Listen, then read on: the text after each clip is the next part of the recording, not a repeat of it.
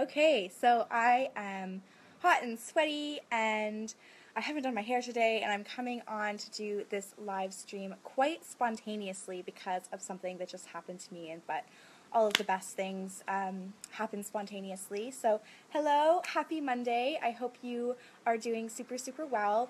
Feel free, if you are watching this live, to say hi in the comments. I'd love, love, love to hear from you.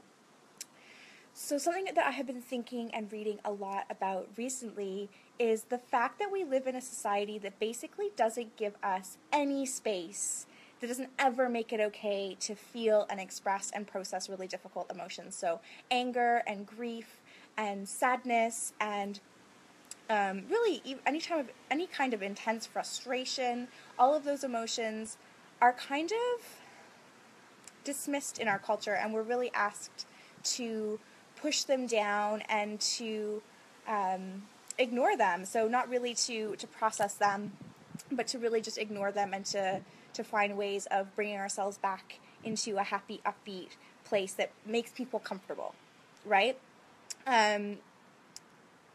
If we think about getting angry and the kind of idea of someone snapping and lashing out on someone, that has really negative connotations. And while I understand that it's not fair to project your emotions and make them suffer the consequences of how you're feeling necessarily, I do think it's really important that we have space to feel everything that we're feeling. So, for example, I've been thinking about different ways that I could process my rage, by screaming or by being really physically aggressive in a space that's comfortable. But I thought, where could I actually go that I would feel okay screaming in a really primal, raw way? I don't want to upset my neighbors and make them think that something's terribly wrong, or that our next door neighbors have a small child. I wouldn't want to upset anyone. But that just goes to further show that even within our own homes, there's kind of a limit to the emotional expression that we're allowed to have. And the thing that I've been learning about emotions is that we're really taught that they're dangerous, right? That you can get trapped in them. So if you let yourself feel too sad or feel too angry, that you'll get stuck there, then you'll be a sad and angry person. And the fact is, from a very physiological and also a psychological perspective, that's not true. Emotions are cyclical, and our body knows exactly how to process them so that cycle plays out and the emotion essentially flows out of our body. That energy leaves us. But the problem is that we don't have ways of necessarily fully processing them. We push them down and then they become trapped as stuck energy and eventually trauma in the body. That's my cat jumping down from the fence behind me that you can hear. He's just coming to say hello. His name's Hagrid. So they get stuck in your body, and that can cause all sorts of imbalances and problems physically, emotionally, mentally, psychologically. It can cause a lot of difficulty, and when it gets to be enough stuck energy, you can experience trauma, and that can really unlock in your body at any time and just wreak havoc all over your life. And one thing that I'm realizing, or that I've learned recently in a book that I was reading and that makes a lot of sense to me, is sometimes you'll have an emotional reaction that doesn't actually seem to suit, it might have the emotional reaction is a way greater magnitude than the situation that's happened. So for example, if I drop a dish and it doesn't even break, but it maybe hits my foot a little bit and it hurts a tiny bit, but then I just feel outraged and irritable and I want to slam the cupboard door and I feel so frustrated, and there's also this internal narrative of this is totally out of line with who you are, this isn't a spiritual reaction, and all of those things, berating myself for the reaction, but also me recognizing, hey, what is this really about? Dropping a plate's not that big of a deal.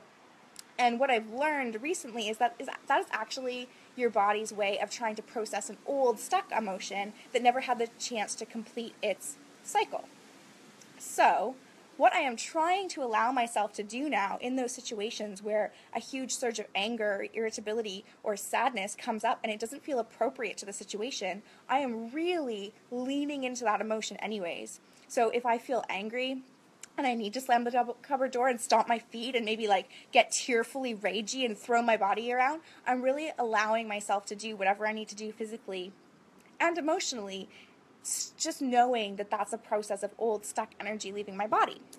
And I'm also trying to remember that when I have an emotional reaction that I don't actually have time to process and complete in public, that I can then go home and process and complete that emotion at home. And so the reason that I decided to do this live stream is I just went to go to the corner shop. It's really close to our house, and I was walking home afterwards, and there was 3 men who started saying things to me about my body and my tattoos and my sexuality, and I turned around with this really quippy response that I was going to give them, right, like about how they can't talk to women that way, and just as I turned around to say something, I thought, like, what are you expecting to happen here? Like, does this feel like an important situation to engage in? Am I going to feel good by telling these guys off?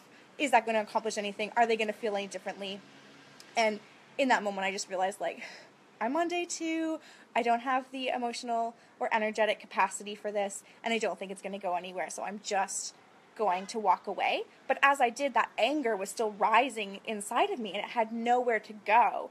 And the reaction, my instinct kind of instinct, because of how I've been conditioned in this society, was to push it down, to say, like, there's no point in being angry anymore, like, the moment has passed, just get on. And instead, I realized there was all of this energy inside of me, and if I didn't allow it to move through me and go away somehow, that it was actually going to be trapped inside me and could make me sick or blocked in some way.